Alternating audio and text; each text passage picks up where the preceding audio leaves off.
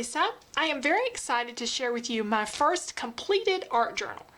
I am using the Strathmore mixed media type of art journal, and I really love this paper. It just works with all kinds of different mediums, as you'll see. The size I'm using is the 7 3/4 by 9 3/4, and I want to do a flip through of this and talk a little bit about what worked and what didn't, and maybe some of my past efforts, because as I say, this is my first completed one, which implies that there were some that didn't go so well.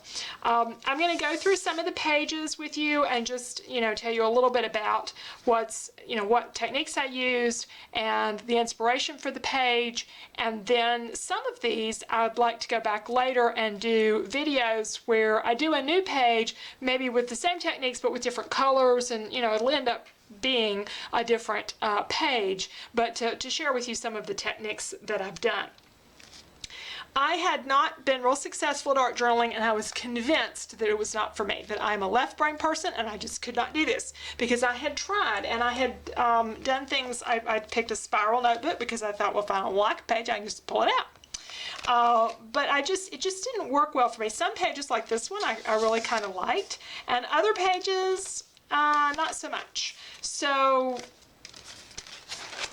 I just tried several different things. Like, I didn't like that page. So just several different things that I was trying to capture, and some of them I didn't complete. So I just sort of fizzled out on this. And then I tried doing some loose leaf things and smaller journals. And I really liked this page, but I didn't know quite what to do with it.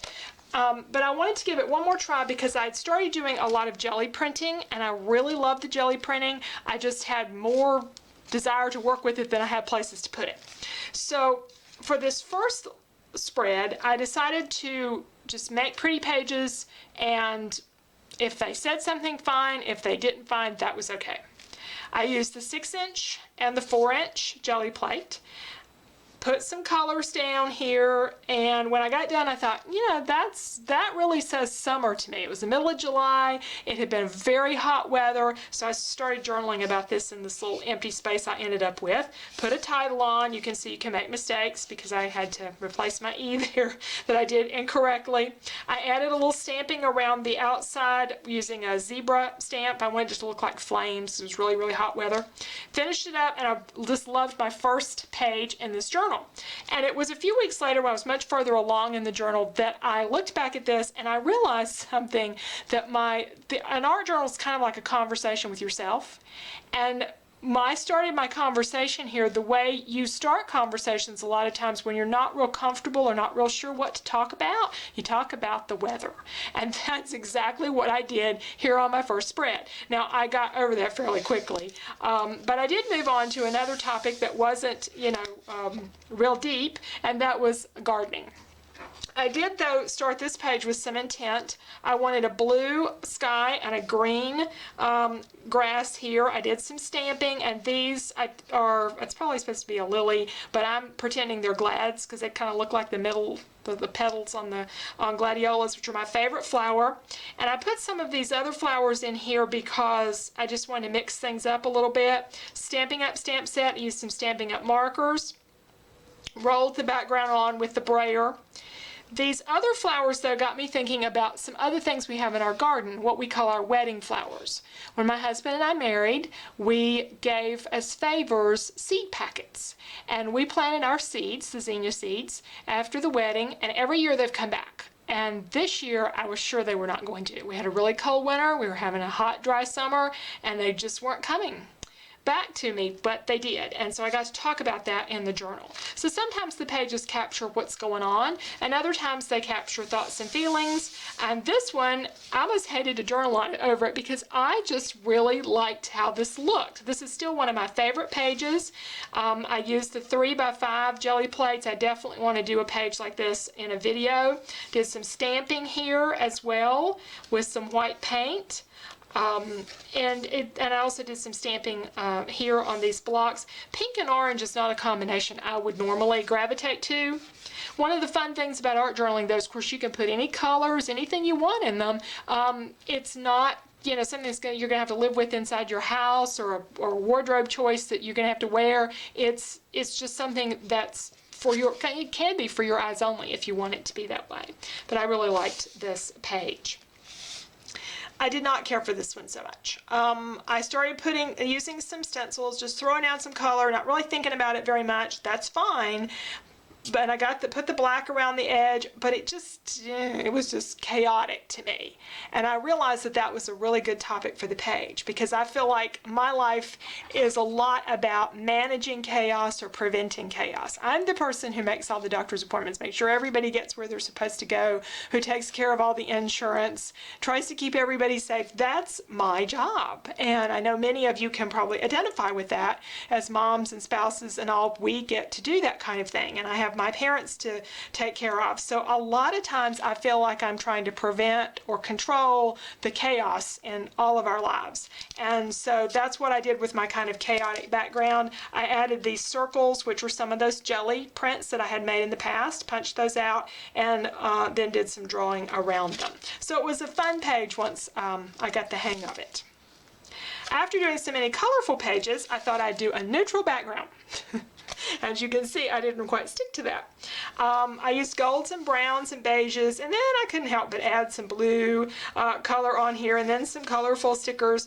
I'm just not a neutrals person. Not good with neutrals. It's just not really my thing. And whatever your thing is will tend to come out in your art journal. Not only did I not think that I could art journal, I never thought that I could get my thoughts and feelings out there. This one ended up being a page, once I put these collage elements on here from an old sewing handbook, it ended up being a page about fashion. And I've been thinking about my style and how I've always been really conservative. All my clothes are Talbots or Eddie Bauer or Land's End. My mom is a very stylish dresser, and back when I was in high school I wore all the preppy stuff because that was what was in, and she was running around wearing fringe and things. Fringe is back in style, but please don't tell her that.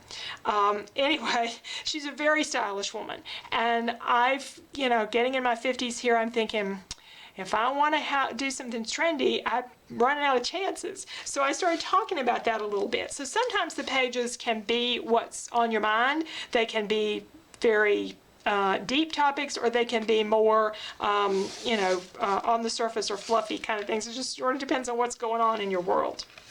This page, I did the background. It's a very simple technique I'd love to show you in a video.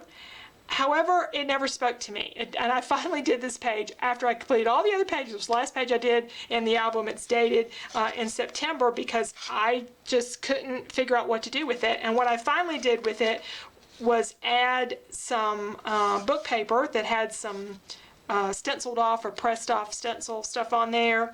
Put one of my favorite quotes, "You can have it all, you just can't have it all at once," from Oprah Winfrey, and some Silhouette die cuts and a little stamping around the edge.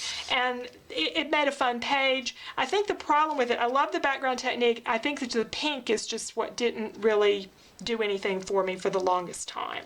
So that's okay too. You can do a background, and if it doesn't work for you, you can paint over it, paste over it, or you can leave it and see if it comes back and talks to you later on.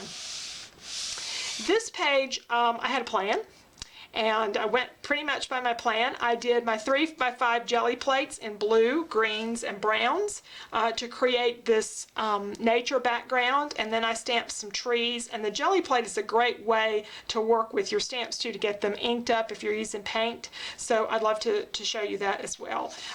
It was about hiking and about an opportunity that we had to get out and do some hiking after not being able to do that for a few years now because of various reasons. So we get out and walk, but we hadn't really been able to take a hike in the woods. So it's sort of a celebratory page there as well.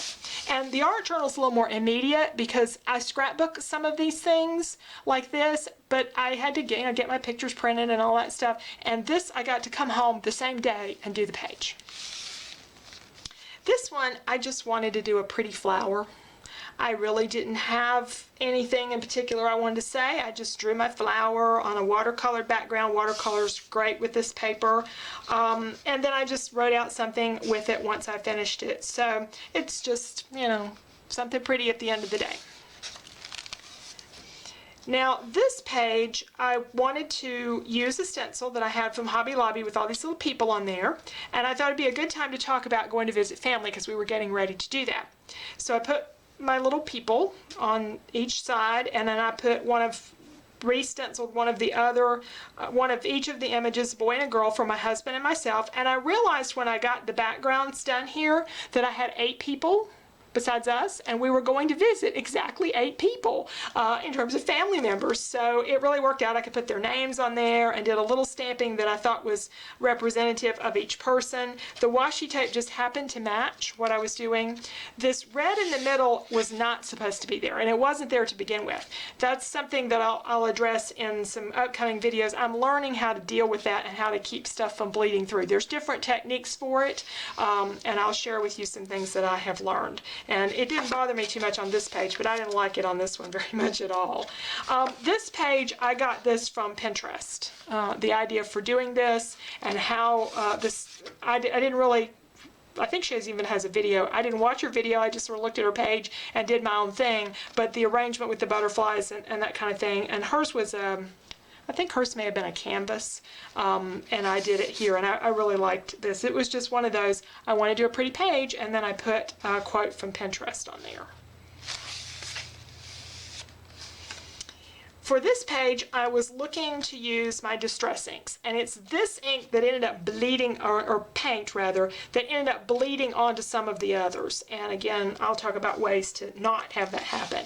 But I used a bunch of Distress paints and quite a bit of water, since that's the way you do those. The paper held up really well. It just did a little bleeding, but we can, work with that.